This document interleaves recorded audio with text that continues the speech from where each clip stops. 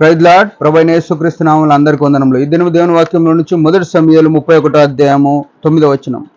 అతని తలను ఛేదించి, ఈ మాట ఎవరిదంటే సౌలు గురించి రాసిన మాట. సౌలు యుద్ధంలో చనిపోయినాడు.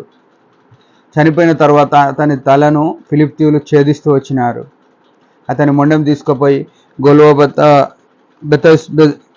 బెత్షెమెషుపురంకు గోడకు తగిలిస్తూ వచ్చినాడు. ఒక సౌలు ఇశ్రాయేలుకు రాజుగా అయిన ఈ వ్యక్తిని, గొప్ప వ్యక్తిని ఎందుకు ఇట్లా చంపినాడు? యెహోవా చేత అభిషేకింపబడిన వ్యక్తి అని దావీదు పలుసార్లు మాట్లాడుతూ వచ్చినాడు.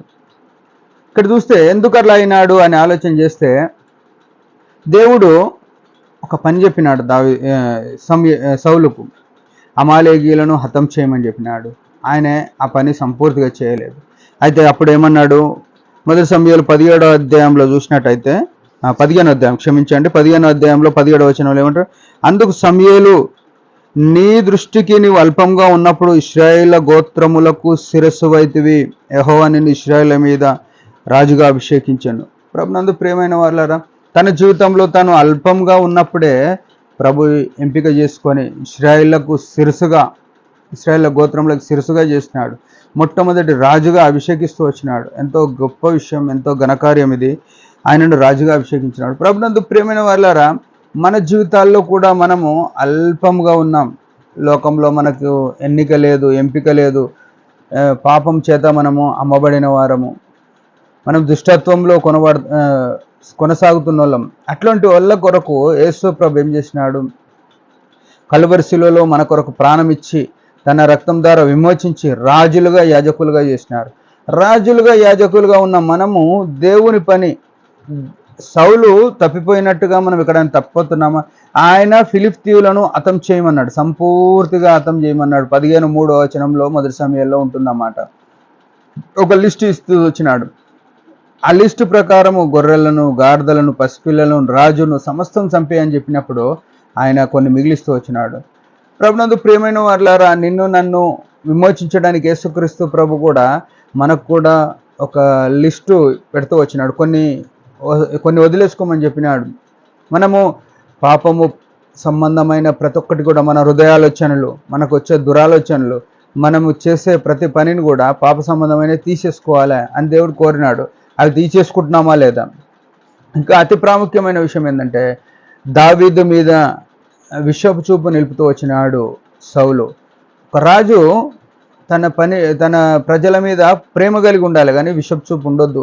నీవు నేను కూడా సంఘంలో ఎవరి మీద విషపు చూపు, కుతంత్రములు, కుళ్ళు, పగలు, ప్రతీకారాలు అస్సలు పెట్టుకున్నామా మన తల తీయబడుతుంది. ఒకనాడు ఆత్మీయంగా మనం కూడా కొట్టివేయబడే వారంగా ఉన్నాము. ఆయన వంశం కూడా లేకుండా పోయింది. మన తర్వాత తరం కూడా దేవుని సంఘంలో పనిచేయకుండా పోతుంది. మనం దేవుని సంఘంలో పనిచేయాలంటే మనం సంఘానికి వచ్చేటోళ్ళందరికీ గౌరవప్రదంగా చూడాలి. దావీదు వలె ఉండాలి. దావీదు ఏమన్నాడు?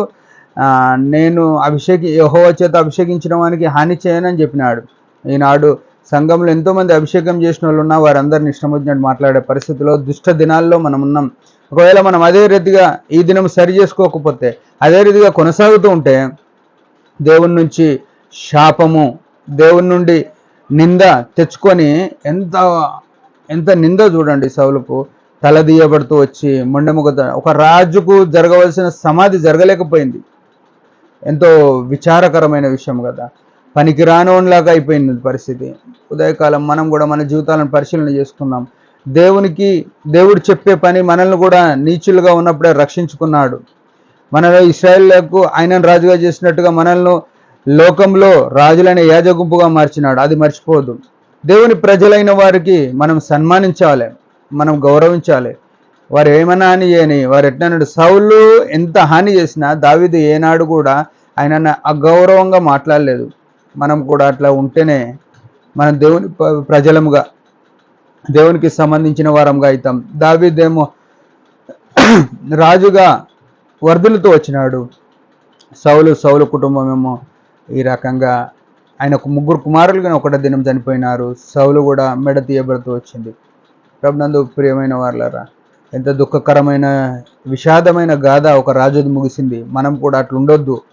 మనం ఈ సంగతులు విని జాగ్రత్త పడాలని ప్రభు కోరిక. దేవుడి మాట దించు. ఒక చిన్న ప్రార్థన. పరమ తండ్రి యేసు ప్రభు నామములో వందనాలు. సౌలు వలె మేము కొనసాగక దావీదు వలె నీ చిత్తంలో నడవడానికి కృపనీయమని యేసు నామములో ప్రార్థిస్తున్నాం తండ్రి. ఆమేన్. మీరందరూ ఈ పరిచర్య గురించి భారంగా ప్రార్థన చేయండి. Praise the lord.